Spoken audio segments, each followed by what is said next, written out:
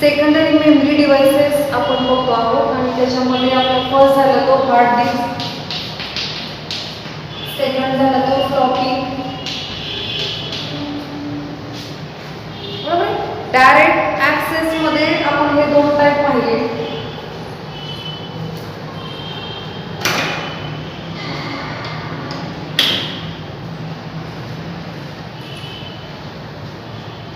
Direct access मध्ये आपण two types पाहिले, हार्ड डिस्क अँड फ्लॉपी.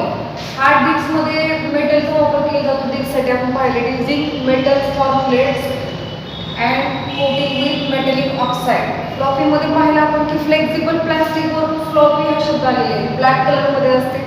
कधीही वापरताना आपण विथ कार्टिलेज वापरतो. कार्टिलेज म्हटलं की त्याला आवरण आलं वरती. बरोबर. ड्राईव्ह मध्ये टाकत असताना आपण विथ कार्टिलेज मीन्स आवरणासहित वापरतो की जेणेकरून तो डिव्हाइस सेफ राहावा. फ्लॉपी आणि हार्ड डिस्क दोन्हीही डायरेक्ट ऍक्सेसचे प्रकार आहेत. त्यातला जास्तीत जास्त स्टोरेज डिव्हाइस मोठा झाला तो हार्ड डिस्क झाला. फ्लॉपी डिस्क आता आउटडेटेड आहे. आपण ऑलरेडी पाहिलेले दोन्ही. महत्त्वाचं आहे त्याच्यामध्ये की मटेरियल कोणतं वापरलेलं असतं, कोटिंग कोणतं आहे, स्टोरेज कॅपॅसिटी काय, ॲडव्हान्टेज डिसॲडव्हान्टेजेस, स्टोरेज किती करू शकतं आणि डायरेक्ट ऍक्सेसचा प्रकार आहे. हे दोन्ही आपण काय केलेले पाहिलेले. त्याचे रेड हेड फ्लॉपीचे टचमध्ये असतात आणि हार्ड डिस्कचे टचमध्ये नसतात. हे सर्व डिव्हाइस आपण पाहिले. त्याच्यानंतर आपण पाहिलं मॅग्नेटिक टेप. मॅग्नेटिक टेप म्हटलं की त्याची लांबी आपण पहिली 2400 फीट, ब्राऊन इन कलर. ठीक आहे. त्याच्यानंतर टेप सारखा डिव्हाइस होता, सप्लाय रील होतं, take off reel, erase head, read write head. हे काल याच्या आधीच्या लेक्चरमध्ये आपण पाहिलं. मॅग्नेटिक टेप हा खास करून it is a type of sequential access. Sequentially access आणि डायरेक्ट ऍक्सेस हे दोन प्रकार आपण सेकंडरीमध्ये पाहिले. डायरेक्ट ऍक्सेस म्हटल्यानंतर एखादी इन्फॉर्मेशन आपल्याला हवी असेल तर आपल्याला ती डायरेक्ट मिळते. की उदाहरण घेतलं होतं आपण की जर मला मी 10 गाणे रेकॉर्ड केले आणि मला 9 गाणं पाहिजे असेल तर डायरेक्ट ऍक्सेसमध्ये आपल्याला डायरेक्ट नाही गाणं चालू करू शकता. पण जर सिक्वेन्शियली ऍक्सेस डिव्हाइस असेल तर मला आधी 8 गाणे फॉरवर्ड करावे लागतील आणि मग त्याच्यानंतर तुम्हाला 9वं गाणं चालू होईल. किंवा जर 9वं चालू आहे आणि आपल्याला दुसरं पाहिजे असेल, एक उदाहरण म्हणून आपण फक्त गाण्यांचं उत्तर घेतो. फर्स्ट पाहिजे असेल तर मला 9 वरून रिव्हर्स यावं लागेल 2 पर्यंत आणि मग तुम्हाला पहिलं गाणं काय मिळेल. ह्या पद्धतीने डाटा हा वन आफ्टर अनदर ह्या पद्धतीनं सिक्वेन्शियली स्टोअर केलेलं असतं. ठीक आहे. मॅग्नेटिक टेपमध्ये आपण पाहिलं की जर तुमचा मॅग्नेटिक स्पॉट असेल त्याच्यावरती तर it indicates 1. Magnetising spot indicates 1 आणि जर नसेल मॅग्नेटायझिंग स्पॉट तर it indicates 0. Data is stored in the form of 1 and 0 or magnetizing spot 1, magnetizing spot 0. ह्या पद्धतीने डाटा स्टोअर होतो. बाहेरच्या वातावरणाचा फ्लॉपी आणि मॅग्नेटिक टेपवरती फार परिणाम होऊ शकतो कारण पातळ असतं मटेरियल. फार नाजूक असं मटेरियल आपण यूज करतो फ्लॉपीसाठी आणि टेपसाठी. हार्ड डिस्कला मात्र हार्ड हे नाव आलेलं कारण मेटॅलिक ट्रॅक्स, कॉन्सेंट्रिक ट्रॅक्स आपण मेटलवरती तयार केलेले असतात. मेटल मटेरियल वापरलेलं आहे त्यामुळे आपण हार्ड डिस्क असं त्याला म्हणतो. हार्ड डिस्क ही परमनंट डिस्क आहे ड्राईव्हमध्ये. तुम्ही बाहेर नाही काढत. आपण एकदा आत ठेवल्यानंतर आपण बाहेर काढत नाही कॅबिनेटच्या. मात्र फ्लॉपी CD हे ना बाहेर ड्राईव्ह असतात, त्या ड्राईव्हमध्ये आपण टाकतो आणि बाहेर काढतो. त्यामुळे ना परमनंट डिस्क आहे असं म्हणू शकत नाही. जेव्हा यूज करायची तेव्हाच आपण ड्राईव्हमध्ये टाकतो. आज फ्लॉपी CD DVD हे पण आउटडेटेड आहे. आपण फ्लॅश डिव्हाइसेस यूज करतो जसे पेन ड्राईव्ह असेल, USB डिव्हाइसेस आपण काय करतोय आज आपण वापरतो. कमी साईजमध्ये जास्तीत जास्त डाटा काय होतो त्याच्यामध्ये बसतो. ठीक आहे. जसे जसे आपण पुढे चाललो आहोत तसे साईज इलेक्ट्रॉनिक डिव्हाइसेसच्या कमी होत चालली. तर CD आणि DVD ह्या नोट्स जे आता आपण शिकवतो ते त्याच्यामध्ये नाही आहे तुमच्या नोट्समध्ये, पण मी एक्स्ट्रा तुम्हाला ते देते. नोट्समध्ये फक्त 4 ते 5 लाईन आहे. ठीक आहे. तर आपण त्याच्यापेक्षा थोड्याशा नोट्स मी आणखी तुम्हाला देते की काय फरक होता हार्ड डिस्कमध्ये, फ्लॉपीमध्ये आणि CD DVD मध्ये. हार्ड डिस्क असेल किंवा फ्लॉपी असेल तर it uses concentric tracks for storing data. Concentric track म्हटले की ह्या पद्धतीचे आले की प्रत्येक सर्कल तुमचं काय असणार आहे सेपरेट असणार आहे. पण CD किंवा DVD मध्ये स्पायरल सर्कल वापरतो आपण. Spiral main difference between CD and floppy और हार्ड डिस्क. फ्लॉपी किंवा हार्ड डिस्कमध्ये कॉन्सन्ट्रेट ट्रॅक्स आपण यूज करतो. In CD DVD we use spiral tracks. Spiral tracks म्हणजे काय, जर तुम्ही वाळूमध्ये किंवा मातीमध्ये जर आपण हाताने असे गोल केला, एकच गोल एक केंद्रित गोल धरला आणि त्याच्या कुठे आपण काढायला लागलो, त्याला स्पायरल असं म्हणतो आपण. तिथं एकदाच घेतले आपण गोल आणि तोच गोल आपण सगळीकडे फिरवतो, त्याला स्पायरल म्हणतो. कॉन्सन्ट्रिक म्हटलं की अशा सेपरेट ट्रॅक्स आहेत. ठीक आहे, ह्या ट्रॅक्स आपण यूज करतो हार्ड डिस्कमध्ये आणि फ्लॉपीमध्ये. We use spiral tracks for floppy disk. Spiral track म्हटलं की ह्या पद्धतीच्या, हा फरक आहे CD DVD मध्ये आणि हार्ड डिस्क किंवा फ्लॉपीमध्ये. ठीक आहे, त्याच्यानंतर CD किंवा DVD मध्ये दोन गोल तुम्ही पाहिले असतील, मध्ये एक गोल असतो आणि हा एक गोल आहे. आत जे सर्कल आहे तर त्याची जी लांबी आहे ती जवळपास 15 mm मध्ये असते आणि जे टोटल आहे ते 120 mm मध्ये असते. त्याची थिकनेस आहे 1.2 थिक असते CD किंवा DVD. ठीक आहे, मग CD आणि DVD जर तुम्हाला सेमच दिसत असतील दोन्हीही, तर मग CD पेक्षा डाटा DVD मध्ये का जास्त बसतो, तर आतमध्ये जे स्पायरल ट्रॅक्स आहेत तेवढ्याच भागामध्ये स्पायरल ट्रॅक्स मात्र जास्त बसवलेले असतात DVD मध्ये. त्यामुळे जर एखाद्या CD मध्ये 5 पिक्चर बसवले तर त्या 7 पट डाटा DVD मध्ये जास्त बसतो.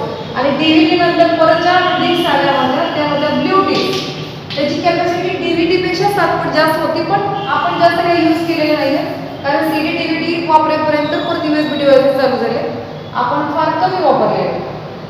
आता कोणत्याही CD किंवा DVD मध्ये हे 4 थर असतात. जो पहिला आहे तो आहे नेम प्लेट, सेकंड आहे तो ॲक्रिलिक, थर्ड आहे तो ॲल्युमिनियम अँड लास्ट आहे तो पॉलीकार्बोनेट किंवा plastic, simple called as plastic. ठीक आहे, आता आपण तिकडून येऊया. हे वरून आपण थर घेतलेले. सुरुवातीला काय केलेलं असतं की प्लास्टिक किंवा पॉलीकार्बोनेट घेतलं जातं आणि त्याच्यावरती एका विशिष्ट पद्धतीने युजिंग स्पेशल मेथड आपण काय केलं तरी स्पायरल ट्रॅक्स तयार करतात प्लास्टिकवरती.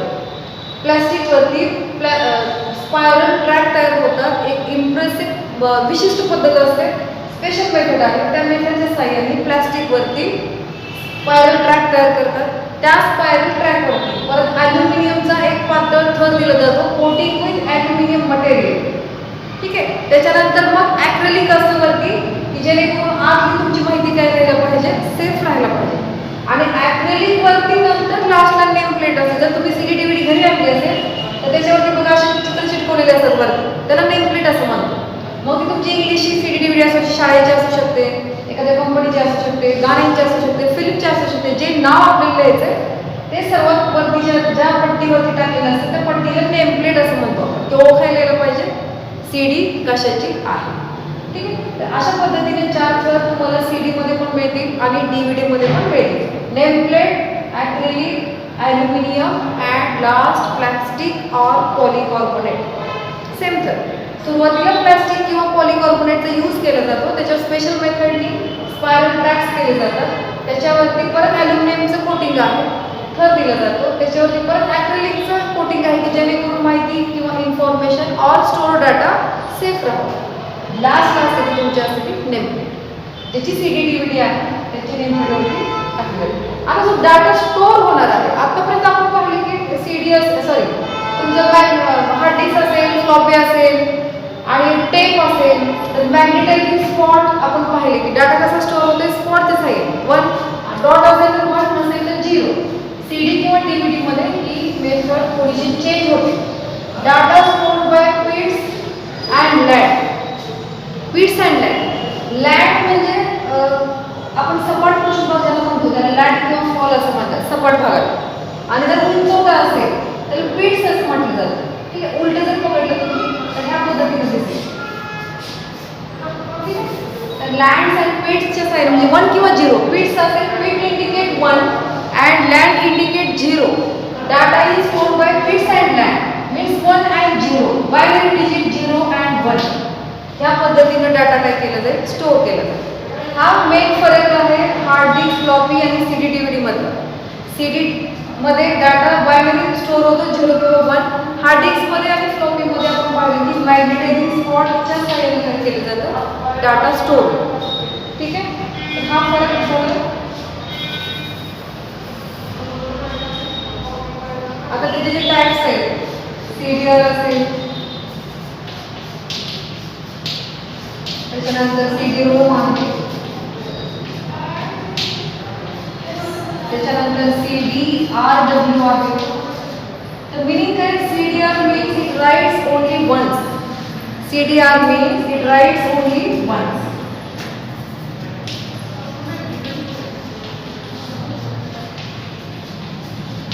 CDR means write only once. म्हणजे तुम्ही एकदा राईट करू शकता, एकदा राईट केल्यानंतर परत त्याच्यामध्ये चेंजेस करू शकत नाही, का टाळतो. सेकंड आहे तो CD ROM, read only memory. आपण फक्त रीड करू शकतो, त्याच्यावरती राईट नाही करते. आपण जे विकत CD आणतो फक्त फिल्मचे असतील, सॉंगचे असतील, त्या सगळ्या काय झाल्या CD रोम. आणि जी कोरी CD आणतो आपण, ज्याच्यावरती आपल्याला काहीतरी लिहायचं किंवा तुम्हाला डाटा सेव्ह करायचा त्याला तो मोडतो CDR मध्ये.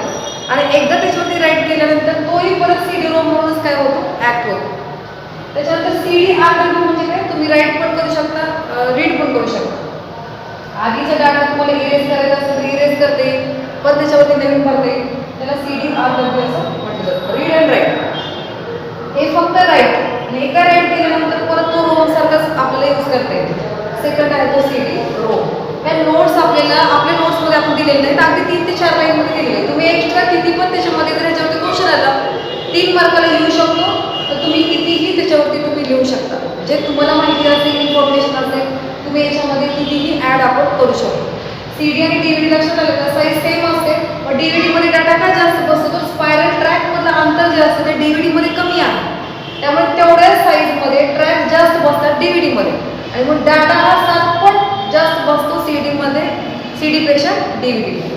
आता हे दोन्ही डिव्हाइस सध्या आउटडेटेड आहे, आणि जेव्हा आपल्याला PC ला किंवा तुम्हाला TV वापरायचं असेल तर CD DVD साठी ड्राईव्ह दिलेला असतो, ज्याला CD ड्राईव्ह असं म्हणतो आपण. त्या ड्राईव्ह मध्येच ती CD किंवा DVD टाकल्यानंतर आपल्याला इन्फॉर्मेशन बघायला मिळेल. ठीक आहे. तर सेकंडरी मेमरीचे सर्व प्रकार आपले बघून झाले. हार्ड डिस्क असेल, फ्लॉपी असेल, मॅग्नेटिक टेप असेल किंवा CD DVD असतील, दोन्हीही प्रकार आपले काय झालेले सगळे बघून झाले. Next question is what? Input devices and output devices.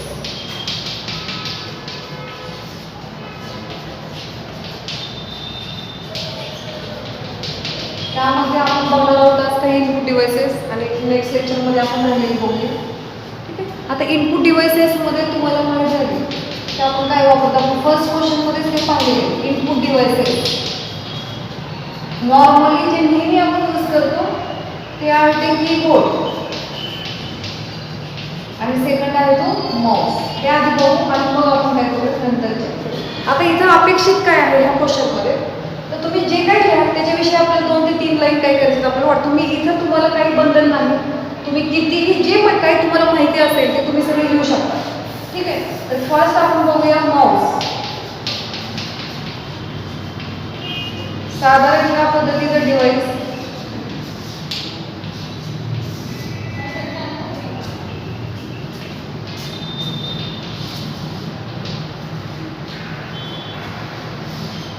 We have 3 buttons and rolling.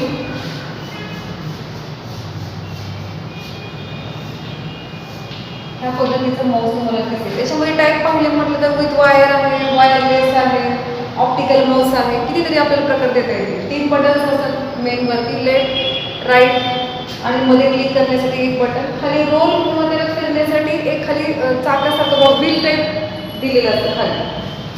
ठीक आहे. हे माऊसची माहिती झाली, माऊसचे प्रकार झाले. आणि माऊस आहे तो डायरेक्ट एंट्री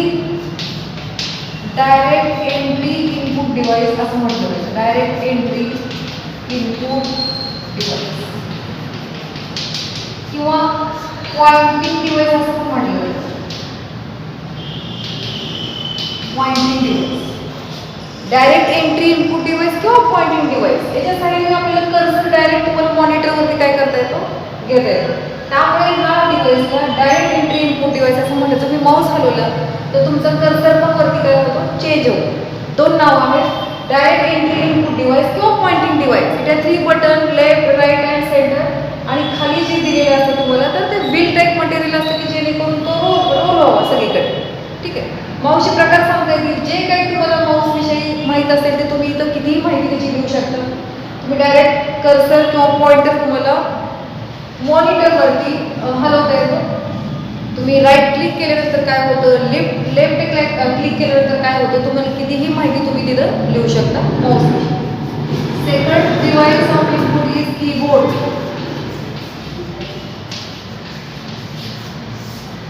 आता इथे कीबोर्डचे आपण किती प्रकार लिहू शकतो. कीबोर्ड म्हटल्यानंतर तुम्हाला वायरलेस आला, तुम्हाला फ्लेक्झिबल आला, नेहमीचा कीबोर्ड आला. कीबोर्ड विषयी तुम्ही कितीही माहिती लिहू शकता. आता कीबोर्ड जर तुम्ही पाहिला असेल तर त्याच्यावरती वेगवेगळे कीज असतात. तर मेनली जे कीज आहेत ते आपण बघूया. अल्फा न्यूमरिक कीज मेन मधलं स्ट्रक्चर आहे. सेकंड आहे ते न्यूमरिक, त्याच्यानंतर पुढे आहे ते फंक्शन कीज आणि स्पेशल कीज. हे सर्व आपल्याला माहिती आहे. ते आपण इथं थोडक्यात काय करते हे घेते. मी कीबोर्ड पाहिलेलं आहे, तुम्हाला सगळं माहिती आहे. जसा टाईपरायटर असतो त्याच पद्धतीचा कीबोर्ड इथं आपण वापरतो. फक्त टाईपरायटरपेक्षा आणखी काही स्पेशल कॅरेक्टरसाठी आपण काय करतो की स्पेशल बटन्स यूज करता येईल. अल्फा न्यूमरिक म्हटलं की काय आहे त्याच्यामध्ये A to Z alphabets and 0 to 9 numbers आहेत. अल्फा न्यूमरिक जे कीबोर्डच्या बरोबर सेंटरला असेल. कीबोर्ड जर तुम्ही पाहिला असेल इथं सेंटरला तुम्हाला दिसेल. ठीक आहे. याच्यामध्ये A to Z हे अक्षर आणि 0 to 9 नंबर्स इंडिकेट करते. त्याच्यानंतर त्याच्या साईडला नंबर कीज असतात. नंबर कीज मध्ये काय 0 to 9 नंबर आहे, एंटर आहे, प्लस साईन आहे. जे मॅथमॅटिक्ससाठी जे सगळे सिम्बॉल लागतात ते इथं असेल. डिव्हिजनसाठी असेल, मल्टिप्लिकेशनचा सिम्बॉल असेल, प्लसचा सिम्बॉल असेल, मायनसचा असेल, जे काय असेल ऑब्लिक एक दिसेल तुम्हाला, ते सर्व न्यूमरिक कीज मध्ये असतात. त्याच्यानंतर याच्यावरती सगळ्या असतात ते function keys F1, F2, F3. ठीक आहे. अशा कीज वरती असतात फंक्शन कीज. त्याच्यानंतर हे काय बघितलं, space bar, enter, backspace, delete. ठीक आहे. ह्याच्याकडे टॅब आहे, एंटरची की आहे किंवा कॅप्स लॉक आहे. तर हे जे बटन आहे हे alpha numeric and function keys जे राहतील त्याला स्पेशल कीज असं आपण म्हणतो. स्पेशल यूजसाठी स्पेशल कीज आपण काय करतो कीबोर्डवरती काय करतो यूज करतो. बरोबर. मध्ये येतात A to Z and 0 to 9 number, वरती फंक्शन कीज असतील. राईट साईडला तुमच्या नंबरसाठी असतं. अर्थमॅटिकल ऑपरेशनसाठी जे काही लागतं आपल्याला ते सगळे नंबर कीजमध्ये इन्क्लूड केलेले. त्याच्यानंतर जे राहिलेले सगळे असतील ते सगळे स्पेशल कीजमध्ये मोडतील. मग स्पेस बार असेल, एंटर असेल, कॅप्स लॉक असेल, बॅकस्पेस असेल, डिलीट असेल, इत्यादी जे काय असेल. आता तुमचा कीबोर्ड चालू आहे का किंवा न्यूमरिक की चालू आहे का, स्क्रिप्टसाठी की इथं वरती बटन दिलेले असतात. ते बटन चालू केले की ती लाल लाईट लागते. अशी कीबोर्डला सोय असते. काही कीबोर्डला असू शकते, काही कीबोर्डला नसू पण शकते. असं तुम्ही किती पण माहिती कीबोर्ड विषयी काही करू शकता इथं लिहू शकता. आता ज्या वेळेला जर एखाद्याने कीबोर्ड ओपन केला असेल तर कीबोर्डमध्ये बघा खाली ते बटन जे असतात त्या बटनांच्या खाली तसं प्लास्टिकचं पेपर असतं. तुम्ही जर कधी काही मटेरियल आणलं असेल ते फोडतं बघा तुम्ही. प्लास्टिकचं मटेरियल असतं आणि त्याच्यावर त्याचे गोल असतं, ते गोल आपण फोडत बसतो. त्या टाईपमध्ये आत मटेरियल टाकलेलं असतं कीच्या खाली. आणि त्या कीच्या आपण जेव्हा की दाबणार आहे तर त्या कीच्या साहाय्याने काय होतं 16 बिट कोड काय होतो त्याचा तयार होतो. तुम्ही जर A कॅरेक्टर दाबलं तर कॉम्प्युटरला कळत नाही की तुम्ही A दाबलेला आहे. आतमध्ये कॉम्प्युटरला जाताना होतं तुम्ही A प्रेस केल्यानंतर त्याचा 16 बिट कोड तयार होईल आणि तो कोड आतमध्ये कॉम्प्युटरला पाठवला जाईल. ठीक आहे. जेव्हा जेव्हा आपण काही प्रेस केलं तर त्या सगळ्या प्रेसिंगचं रूपांतर 16 बिट कॅरेक्टरमध्ये होतं, बायनरी कॅरेक्टर्समध्ये केलं जातं आणि ते कॉम्प्युटरला पुरवलं जातं आणि मग कॉम्प्युटरला कळतं की आपण काय टाईप केलेलं आहे. त्या पद्धतीनं डिक्रिप्शन केलं जातं कुठल्याही कीबोर्डमध्ये. आज फक्त आपण हे दोनच बघणार आहे कारण हे जास्तीत जास्त यूज करणारे डिव्हाइसेस आहेत. कीबोर्ड असेल किंवा माऊस असेल दोन्ही. तुम्ही कितीही त्याच्यामध्ये तुम्ही टाईप्स लिहू शकता. मग फ्लेक्झिबल कीबोर्ड आहे, वायरलेस आहे, नेहमीचा कीबोर्ड आला आपला आपण जे नेहमी वापरतो ते असे तुम्ही किती पण लिहू शकता. आता जे नवीन कीबोर्ड आहे त्याच्यावरती बऱ्याच की आणखी इन्क्लूड केलेले आहेत. ज्या नवीन पद्धतीच्या की आहेत साऊंडसाठी पण दिलेले असतात. बरेच नवीन कीज त्याच्यामध्ये त्याने ॲड केलेले आहेत. पण बेसिक ह्या की मात्र त्याच्यावरती चेंज होत नाही. त्याच्यात ॲडिशन होत राहील. जसं नवीन पद्धती येत जाते तर त्याच्यामध्ये ॲडिशन होत जाते. पण हे स्ट्रक्चर मात्र आपलं त्याच्यामध्ये चेंज होत नाही. तर माऊस आणि कीबोर्ड हे जास्तीत जास्त वापरणारे दोन इनपुट डिव्हाइसेस आहेत. आपल्या इनपुट डिव्हाइसेसचं क्वेश्चन, इनपुट अँड आउटपुट डिव्हाइसेसचं क्वेश्चन. जर तुम्हाला फक्त इनपुट डिव्हाइस विचारले तर इनपुट डिव्हाइसची लिस्ट करायची जितके काही माहीत असतील ते आणि त्या प्रत्येकाविषयी आपल्याला जेवढी माहिती असेल तुम्ही लिहू शकता. 3 ते 4 लाईनमध्ये पण लिहू शकतो आपण. कमीत कमी अपेक्षा आहे की 3 ते 4 लाईनमध्ये आपल्याला प्रत्येक लिहायचं आहे. पण बंधन नाही आपल्याला की किती लिहायचं. तुम्ही कितीही त्याच्यामध्ये माहिती आपण काय करू शकतो, लिहू शकतो. ठीक आहे. तर 2 झालेले. तिसरा जो प्रकार आहे डिजिटायझर. तर हा अपडेटेड आहे पण आपल्या सिलेबसमध्ये आहे डिजिटायझर.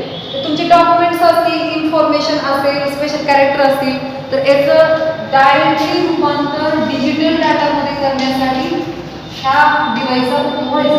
डिजिटल डाटामध्ये तो कन्वर्ट करून द्यायचा. डायरेक्ट एंट्री इनपुट डिव्हाइस आहे हा. जसा माऊस आहे तसा हा पण डायरेक्ट एंट्री इनपुट डिव्हाइस डिजिटायझर, जे सध्या आउटडेटेड आहे, आपण यूज करत नाही. ज्याच्यामध्ये एखादं पिक्चर असेल, इन्फॉर्मेशन असेल, काही असेल, त्याचं डायरेक्टली डिजिटल डाटामध्ये रूपांतर करण्यासाठी डिजिटायझरचा उपयोग व्हायचा, जे आज आउटडेटेड आहे. ठीक आहे. हा झाला तिसरा प्रकार. आता जो चौथा पाहायचा आहे आपल्याला तो आहे स्कॅनर. ऑप्टिकल स्कॅनर पण होऊ शकतं. त्याच्यामध्ये बरेचसे प्रकार येतात. स्कॅनरमध्ये बरेचसे प्रकार आहेत. फ्लॅट बेड स्कॅनर आहे की असं आलं पेटीसारखं असतं. तुमचं एखादं पिक्चर असेल, काही असेल तर त्याच्यामध्ये ठेवतात, ते उघडतात, ते स्कॅन केलं जातं आणि ते कॉम्प्युटरला स्कॅन करून पाठवलं जातं. ठीक आहे. शॉपमध्ये जर तुम्ही पाहिलं तर शॉपमध्ये स्कॅनर वेगळे आहेत. ऑप्टिकल स्कॅनर म्हणजे की लाईट सोर्सच्या साहाय्यानं रीड केलं जातं आणि कॉम्प्युटरला माहिती दिली जाते.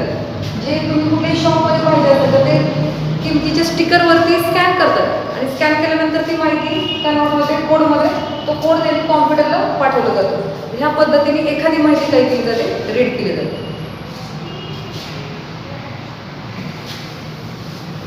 आजचा जो आपला ऍक्टिव्ह स्टुडंटचा जो क्वेश्चन असेल आजचा, तो क्वेश्चन आहे की जसं CD मध्ये CDचा लॉंग फॉर्म कॉम्पॅक्ट डिस्क असं म्हणतो आपण, तसं DVD मध्ये याचा लॉंग फॉर्म काय आहे? डिस्क आहे दोन्हीमध्ये पण. फक्त CD मध्ये जसं कॉम्पॅक्ट डिस्क म्हणतो आपण, तसं DVD मध्ये D आणि